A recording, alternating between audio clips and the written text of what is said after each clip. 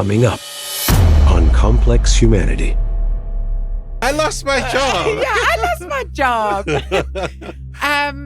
I lost my job at a hair salon, and I went through a very difficult storm because in that moment I lost my job and my husband lost his contract as well. Oh, wow. He said to me, "Where do we get our blessings from?"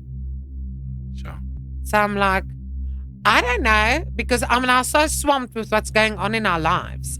Remember that I always say men think way further than women because we're emotional thinkers. Yes. So in the emotion that I am now, don't tell me 10,000 different things because I'm cracking in my head. Just feeling better and feeling like a new person. And, you know, the fact of the matter is I can actually be a mom and do things with my children where I never used to be able to do it. Fun things. When I got the opportunity to open up Urinity, I had basically about 4 to 5 weeks to register a name, build the salon and everything. You're on Complex Humanity, and the person that we have on today is not a stranger. Her name is Janine Coetzee. And last time she was here, we had probably one of the most raw and rare conversation. No stones were left unturned. You know, we spoke about trauma. We started all the way from the womb. And then we also spoke about her losing people in her body. And you might be wondering, losing people in her body, you want to stay tuned for this. But for now, welcome, Janine. Hey, it's good to see you again. You are back. I'm back, Danny. Mademoiselle, were you in Mauritius again?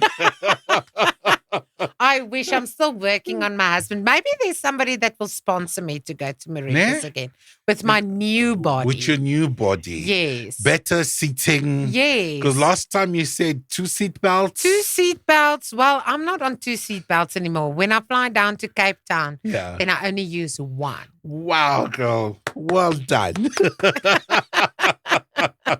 And for those of you who do not know, Janine has been on a weight loss journey. And her weight loss journey is the real one, okay? She didn't just lose 10 Ks or 20 Ks. No. We are sitting on a person. 88.7 kilos. Yes. 88.7 kilos. I still want to go and lose another 30 kilos though. Okay. I know people is like, really still 30? Yes, really still 30.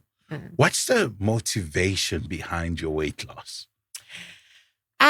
Just feeling better and feeling like a new person. And, you know, the fact of the matter is I can actually be a mom and do things with my children where I never used to be able to do it. Fun things like if we go to Cape Town, I'm always the one being the cameraman, taking the videos and the photos because I couldn't, you know, join them in all these things. Yes. When my husband and the children would get on those electric scooters, they would go up and down, and I would just sit and take all the videos and take all the photos. So I almost look as if I was never on holiday with them. Oh, because I never used to be in the photos. And now my husband needs to take the photos because mommy is going on that scooter. Wow. I hope you're not giving him the weight as well, okay? You're going to take turns. You must, husband, do not inherit the 88.7 kgs. That's not the plan, okay? So, it encourages me to keep on going. It's just the things that I can participate in and the things I can do now. I mentioned that I started with Stian Ras. That's my trainer at the gym. But there's so many equipments that we're doing in the gym that when I get onto it, Stian would say, a year ago, you couldn't fit in here. Wow. Or a year ago, you couldn't even sit in this machine. We had to do something different for you because you couldn't do the things that was on the machine. Like the one where you would do your legs, I couldn't fit into hook my legs behind the machine Sure. or the bar thing at the front. Sure. Now I can do that. There was one where it's a press machine. Yeah. I don't know the names of these machines. I'm just doing what he tells Well, me. Yeah. You just, I just go. And there was one that you would push the weights forward, but the entrance into the seating area where you sit and then you push the weights forward, I couldn't fit in there. And now I just go and I slide in. I'm like, look at me. So you were 207 Yeah. kgs. Yes. Can you believe it now? Well, first of all, I want to just hug that girl that was stuck in that body and say, Sure. I'm sorry. Sure. Yeah, that's what I want to do. I want to hug myself and say, I'm so sorry that I've let you go. Sure. I'm so sorry that I traumatized you. I'm so sorry that I didn't go and get rid of the root of all evil. And just carried on and think it was okay. But Danny, for me, when I look back, if I look at it for myself, what I've done for myself, what the steps that I've conquered, I do give myself a pat on the back. Sure. And I don't need acknowledgement from people to say, well done, you look so great, you look so, for me to carry on. I don't need that because the self-encouragement, the self-discipline, and the confidence that's growing within it is enough for me just to carry on. I don't need people to come and congratulate me and think I'm this hero. Yeah. Please don't think I'm a hero because I also have mistakes and I also have my faults. Yeah. And it's not as if even being on this journey, I'm still dealing with things. It's not as if things are just gone and it disappeared. Yes. So never put people on a pedestal, like never, because they're still dealing with different things. Sure. So even though the health thing is going, there's still a business that I need to look after. There's still children to look after. There's, one evening I was sitting and I was talking to my husband and I said to him, I just broke down in tears and I'm like, I'm tired because I'm doing this weight loss journey whereas I feel like I need to bring hope to people. At the same time, I'm trying to let my business survive in this economical times that we are in. Yeah. And I'm working hard there and I'm trying to put out videos and you have to do so much exposure, things that I'm not used to, because when I started in hairdressing 22 years ago, your only advertisement was word of mouth. Sure. Now you need to do handstands within your salon and take videos of that and get the people in like that. Yeah. It's not about your craftsmanship anymore. It's the world has changed things and it's through my bucket up, Yeah. I don't like it. So I'm in this whole new thing that I need to go into. It's AI and it's this and it's technology. And can someone just come to me because I'm good in what I do? Do I need to be TikToking? Yeah. Moet ek tikkie-tokkie? Yeah. Just now we'll be singing Tok-Toki, Yeah. Tok-Toki. Tok-tokkie in my times was when you were ringing the bell and running down the road. Yeah. Now it's like tiki-toki on the phone. So yeah, Danny, it's difficult because still I need to run my business while I'm looking after my health, while I'm becoming a more healthier and more vibrant person.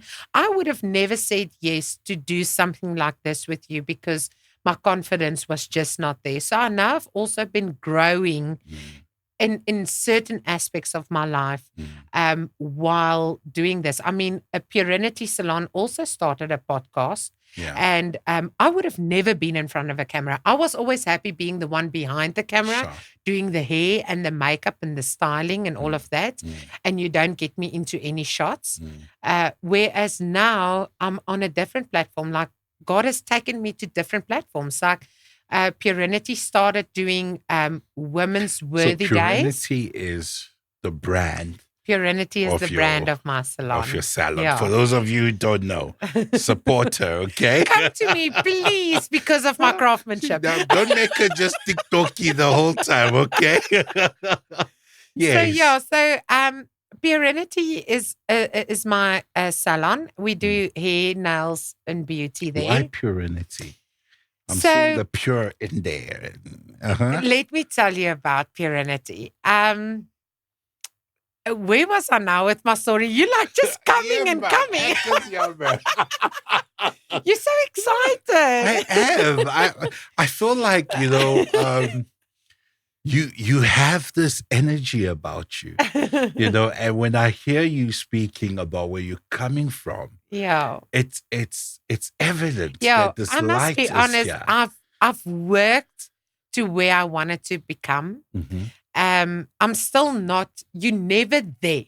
You Mm-mm. always have to have bigger dreams, bigger plans, Yeah. because that pushes you forward. Yeah. And as I said to my husband that night when I was crying, I said to him, yeah, I'm doing this. I'm keeping the business afloat. I'm coming home. I'm being a mom. Then I need to help my kids study. Then I still need to give Drian some love. Yes. A man can get a bit moeilijk. Yeah, of course. If we don't take care touch of the leg husband. Take care and of the tell husband. them how Massage, amazing, I need to do the words of affirmation there. Yes. Definitely. But luckily, I've got a husband that also does quality time. So that's our biggest thing is just to be together and to be present with each other. But yeah, so as you've asked about Purinity, it started 11 years ago. Okay. So first of all, I want to congratulate myself because there's not a lot of businesses that survive the first 3 years, 5 years, 7 years, 10 years. Yes. Was it easy? Hell no. But can I add something? Yes. You in between your 11 years, there was also COVID. Yes. That Yes. needs Yes. There was COVID as well. yeah. Sure. Yeah, but that was just that's another amazing That's a story chapter. for me. Yeah. Really? Because the clients just jumped in and started paying money into my account so that my Wow. business will just keep its doors open. Wow. And I took that money and started paying my staff because for me it's not their fault. Mm. And I'm getting blessed. So what do you do with money that you're getting blessed with? You bless You bless. upon others. Yes. Because the one thing that I think we all, I'm speaking for myself, not for everybody, but the thing that we normally do is we hold on to our own riches That's true. to have status, to Mhm. have power, Mhm. and not take that money and bless onto the grounds that you're supposed to, because that's what the Bible says. Yes. The Bible says you're not supposed to hold on to your own money. You're supposed to go and sow it into others' lives. Mhm. And my daughter, like just 2-3 nights ago, we were sitting at our table and we were busy speaking about the gospel, and I was reading scripture to them and explaining things to them. And then my husband prays for us.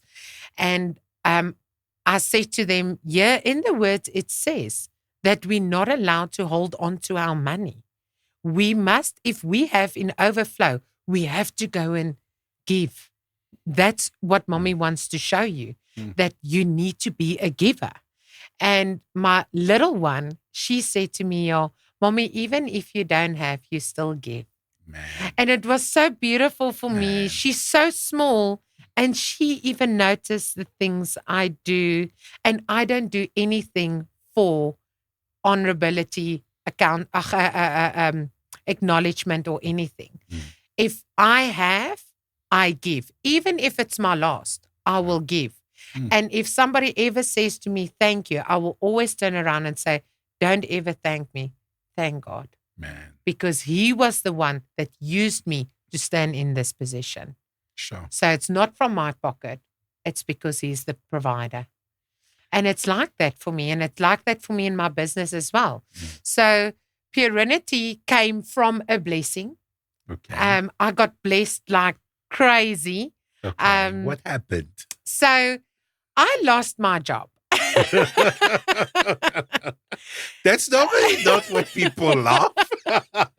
I lost my job. Yeah, I lost my job. I lost my job at a hair salon. And I went through a very difficult storm because in that moment I lost my job and my husband lost his contract as well. Oh, wow. So both of us were like, okay, what now? Uh-oh. Yeah. And what if something like that has to happen to you, Danny, what's the first thing? You're like, what now? Where do I go? You don't go onto your knees and go, oh God, please help. You like, first of all, you think, okay, let me quickly phone this person or let me see what I can do. A boer maak 'n plan. A boer maak 'n plan. And and my husband said to me in that, I call my husband up a lot because he is just such a part of my life. Yeah. And we are so fulfilling to each other as well. He's really, really, really like the Very biggest great gift. man. I've met him. Oh, he's My meeting with him was probably the most interesting. I showed up at their salon and they didn't know I was coming. I just surprised them. So I'm at the door and he's coming. So I tell him, hey, I'm looking for Janine. It's like, who are you? Who are you looking for, Janine? Yeah. Who's looking for Janine? I could see the alpha, coming up. It's like, who's You know, looking for my wife? Who's looking for my wife? And I remember just He such is a like that. sweet, amazing guy. Shout out to your husband. He's my beginning and my end and my everything except for God is first for both of us. Amen. But so in that storm, he said to me, where do we get our blessings from? Sure. So I'm like, I don't know, because I'm now so swamped with what's going on in our lives. Remember that I always say men think way further than women because we're emotional thinkers. Yes. So in the emotion that I am now, don't tell me 10,000 different things because I'm cracking in my head. And he said, the only way you receive your blessing is on your knees. Wow. That's where you go. You pray. And then I would go, oh my goodness, pray. And then we just wait. You like that. That's what women do. We like, okay, great, let's pray. But you moet iets doen. Yeah. Something must happen. yeah, something must happen. Yeah. So he said to me, God will come through for us. In our deepest, darkest days, God has always pathed a way for us. Sure. And I was sitting in my living room, not having a job, not having an income. That's now 2 days after I've left where I worked. And I was sitting in my living room, but that also, the reason I left the previous place where I worked was also I was convicted and I was accused wrongfully. And it was just a bad breakup. Sure. All evidence showed that I wasn't, part of any distractions. And but it happened. Yeah. Somebody lent out their ears to the wrong person. That's and it. and it broke a 10-year friendship as well. Sure. So, but sometimes God also lets storms happen in your life for a reason, because the friend that I had at this stage, I loved her dearly and I still love her, but we're not that as close as we used to be. We were like sisters, unbreakable. But sometimes that person controls you without you knowing they are controlling you, and without them even knowing they're controlling you. You just Like let it happen. It's like an unholy dependence. 100%. Yes. It's like if that person speaks, you listen. Mm. If she says that way, you go. It's like a covering that's over you all the time. Mm. And then sometimes God just lifts it up in a second, like, Sure. doop, Sure. because now you are going, yes, amen, to the wrong person. Sure. You're not shifting your focus back to me. Mm-hmm. And then he uplifts the veil and he's like, exposed. Mhm. There you are. And then you probably at first are thinking they are the problem. And the Lord is like, you are the problem. Yeah. You've made this person Yeah. so important. Yeah. You've become dependent. And Yeah. suddenly there's again accountability. 100%. So 2 days later, on your 2 sofa. days later, on my sofa in my living room, I'm sitting there and I'm praying. Sure. And a friend of mine, while I was speaking to God, the words that I was speaking was, Father, this storm that is raging, I need you to bring it to calm. Mm. I can't stand this feeling that's going on inside of me. The fact that I don't know if I need to go forward, left, right, but this storm is raging and I can't. Like I'm breaking down and I'm crying. Mm. And then just after that prayer, a friend of mine phoned me. A very close friend of mine. You actually know that friend of mine. I know your friend. Maybe your friend is my friend. So the friend that we both have, his wife phoned me in that moment. And she's like, Nena, I just felt like I had to phone you. And we don't phone each other quite often. We see each other here, there, and then we reconnect and it's just beautiful. But she phoned me in that moment and she's like, Nena, because they call me Nena. And she said, I don't know why, but I'm just being obedient. I just want to tell you, whatever storm you're now in, it's going to clear up. Don't worry. Sure. You're going to be okay. And I'm like, I really asked for an answer. Does it come that quickly? And Oh, man. 2 days after that, two beautiful angels crossed my path and they phoned me and asked me and Drian to come and see them by their house. And the man of the wife who's here, I've been doing for years. And I've never, ever in my life said, I want my own salon. Never. Sure. I've never said I want my own salon or my own business or anything. I just want somewhere that I can work. So I didn't know why they called us to their house. Yeah. So Drian and I went there and the man just sat there and he said, okay, tell me about your business. How does this work and, everything. And then he said, okay, I'm going to give you this amount, start your own business. And it was the exact amount that I needed to open up a business. That's not even possible. Yeah. That is not possible. Promise you. Promise you. I didn't pray once, even to God, and say, Father, can I please start my own business? Sure. Father, I want to be an entrepreneur. I've never said those words. And God was just like, this is your time. Now you need to go out Sure. and go forth. And now you need to be the light to people. It's like going back to your knees.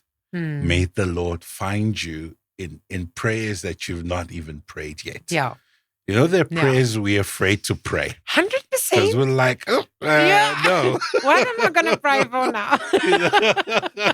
My own business, I don't have the budget. I don't have this. I don't. Yeah. My Lord. Yeah, because I didn't have that amount of money to start my own business. So it never crossed my mind. I was always just an employee. Wow. I used to be managers everywhere where I worked. Yeah. I would work at a place for 3 months and then I would become a manager. So God has always prepared me. If I look back at it, He's always prepared me because at this place, when I was a manager, I learned that. If I go back to when I was a manager there, God showed me how to manage that. So with all the management places that I've worked, I've learned how to do stock ordering, stock takes, stock this, and work with people and how all of that. I've learned so much through every single thing where I was a manager. Sure. And I always thought like, I can just be a manager. And then God was like, okay, now you're going to manage your own place. Wow, what a Yeah. beautiful start. Yeah. So the word, Purenity. yeah, why that? So when I got the opportunity to open up Purenity, Mhm. I had basically about 4 to 5 weeks to register a name, build the salon and everything. And first of all, I went, thank you, back onto my knees. Thank you, Sure. Lord, for this amazing opportunity. And I promise I will dedicate it back to you. Sure. So I dedicated the business back to God and said, He will be the director of my business. And I said, Father, but now I need a name. And I don't want to think one out of the box. Mhm. I really want you, because you've given this to me. Mhm. I want something that has a meaning to it and why you've given this to me. Mm. So I prayed, and the first word I got was eternity. Father said eternity. So I was like, eternity hair, eternity nails. No, this sounds a bit strange. So I didn't go total no. I just went, Father, are you serious? Just eternity? Like, is this for altyd? So I said to Drian, babe, I need to register this name. And I don't think I just want to go with eternity. I can feel it's not finished. Because you would have total rest within yourself if something was done. Yeah. And I didn't have that. And a friend of mine, she said she will be my bookkeeper. And she said, listen, we really need a name now. You're going to have to give me 3 names to register. And I'm like, no, because God's going to give me 1 name. And she said, but you have to have 3, because if that one is taken, I said, it won't be taken.